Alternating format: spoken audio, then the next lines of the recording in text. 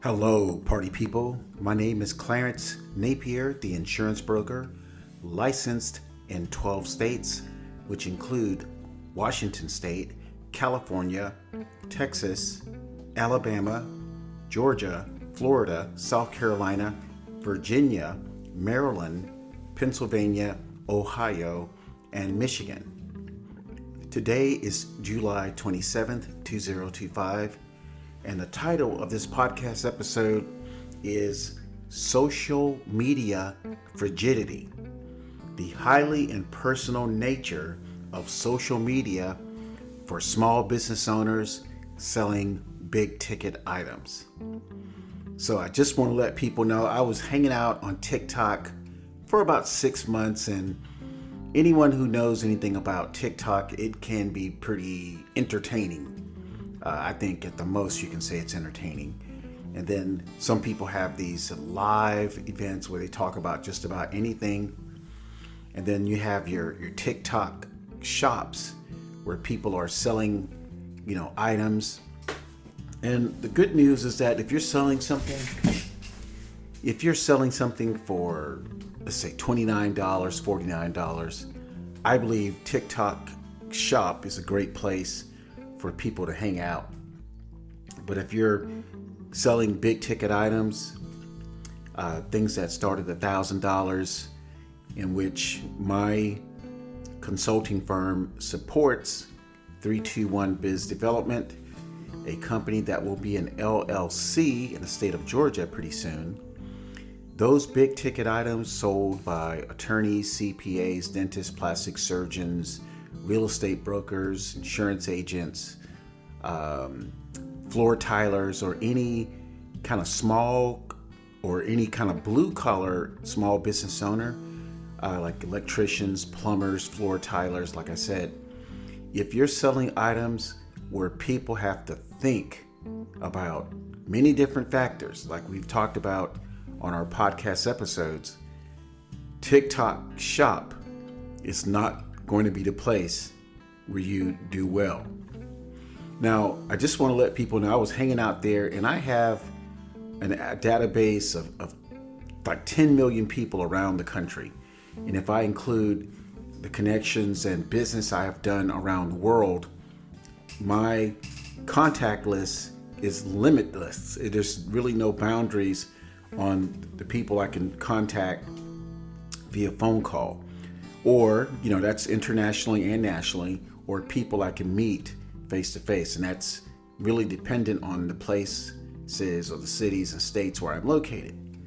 But I wanted to talk about today, July 27th, that I decided to leave TikTok.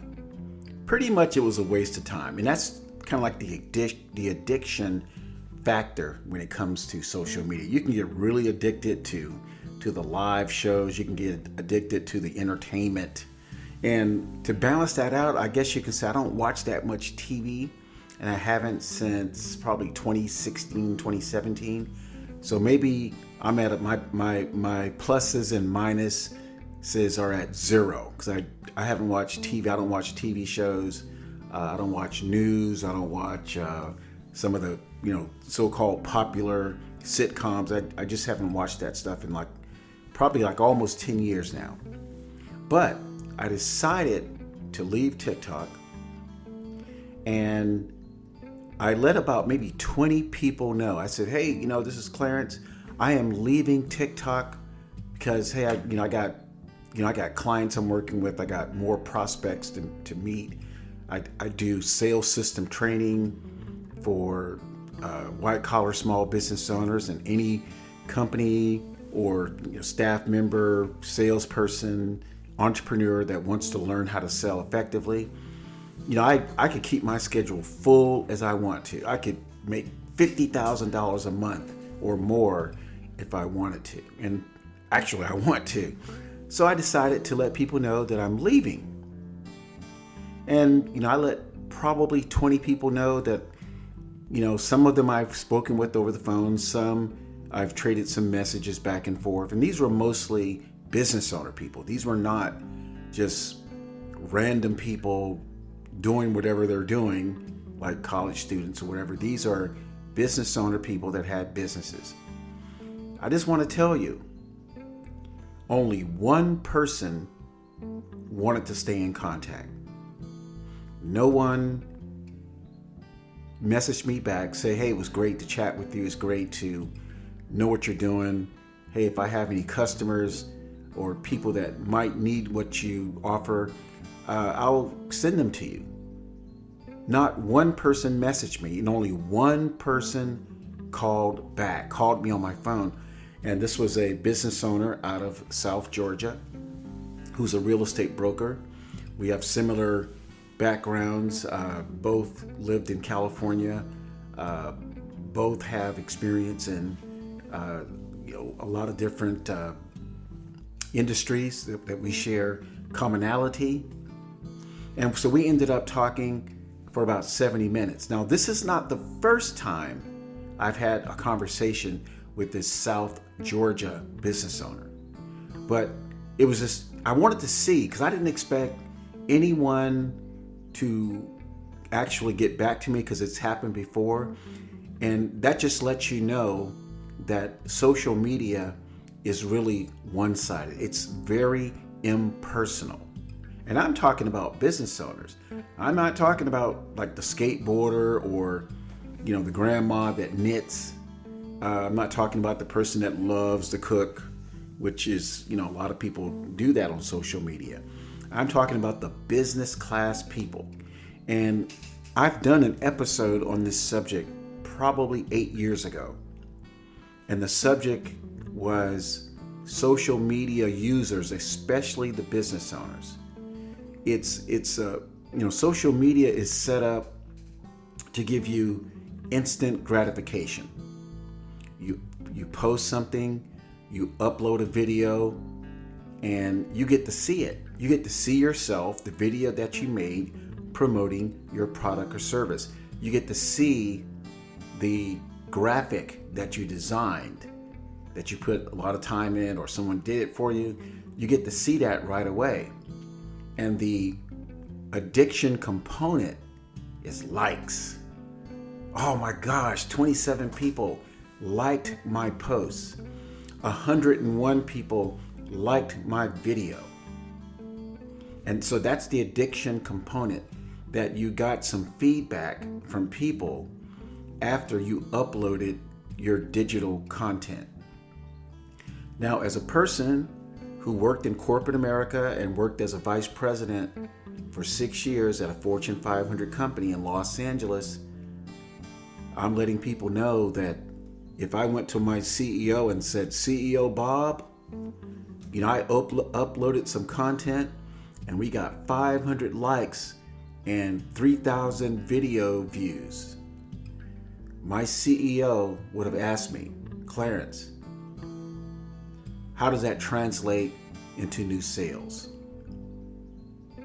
And for most people that I've met over the last 15 years, it does not translate into new sales, meaning likes and videos do not translate into new sales.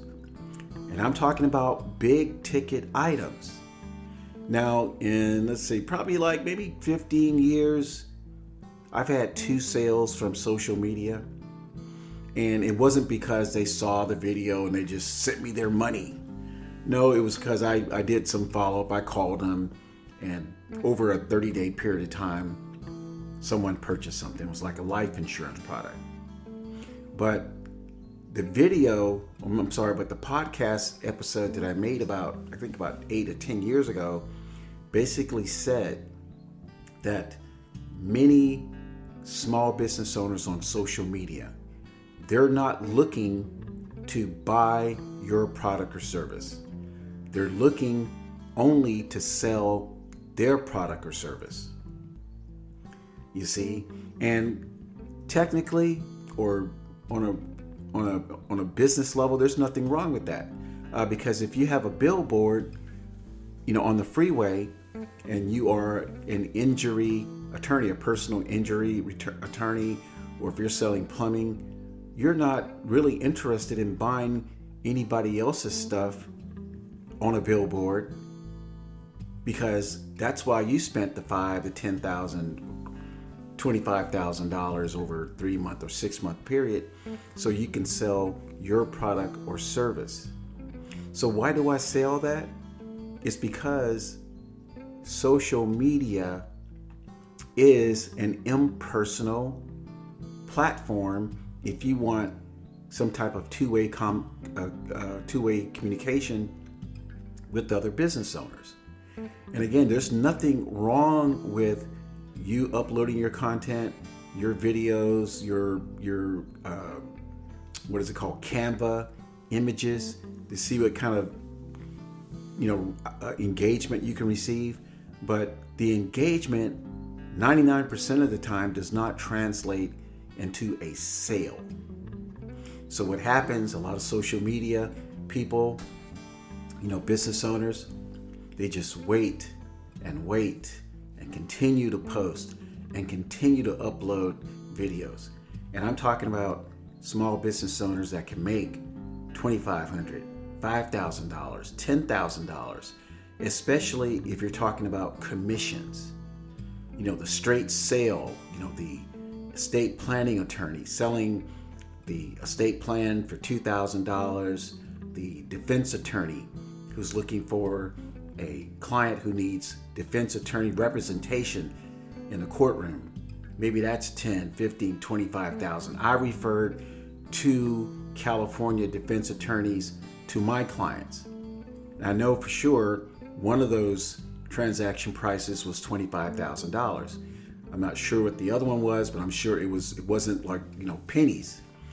And that's so what I want to conclude with is that I try to inform people, especially business owners selling big ticket items, that you will get more fruitful engagement, more return on investment after you know what you're doing, more revenue by having personal communications, engaging with people on a personal level. That means face-to-face engagement in your communities in Detroit, Houston, Seattle, Charlotte, Philadelphia. Face-to-face engagement. Face-to-face engagement gives the potential customer a perspective of who you really are. And when small business owners combine that with 321 Biz Development Training, sales system training, a 6 to 9 hour class that I gotta tell you is not available any place in the country. I can honestly say that, with one caveat. If you are a corporate sales leader, and let's say you have several hundred sales executives who are selling items that cost $100,000, $250,000. I'm talking about hardware items, big items. You're selling, the ticket price is $200,000. There is a place for corporate leaders to get training for their executives. And I'll just tell you the name. It's kornferry.com. KORNFERRY.com. And the reason why I know is because Korn Ferry purchased the company that I received my corporate training from in the year 2000. That was Miller Hyman, based in Reno, Nevada and Denver, Colorado. And Miller Hyman was purchased by Korn Ferry about maybe 7 years ago. And those costs, I'm going to estimate, because I heard a number 10 years ago, was like $25,000. And that was a number I heard, 5-10 years ago. And this is per person, $25,000 per person. So the average small business owner that might have, 5 employees, 10 employees selling these big ticket items, they can't afford to pay $25,000, $35,000 per sales executive. And even if they could afford it, there's a 6 to 9 month learning curve to come up to speed to be able to control the 5 components The 5 front-end sales activities that must be mastered in order for a salesperson to succeed with a high predictability.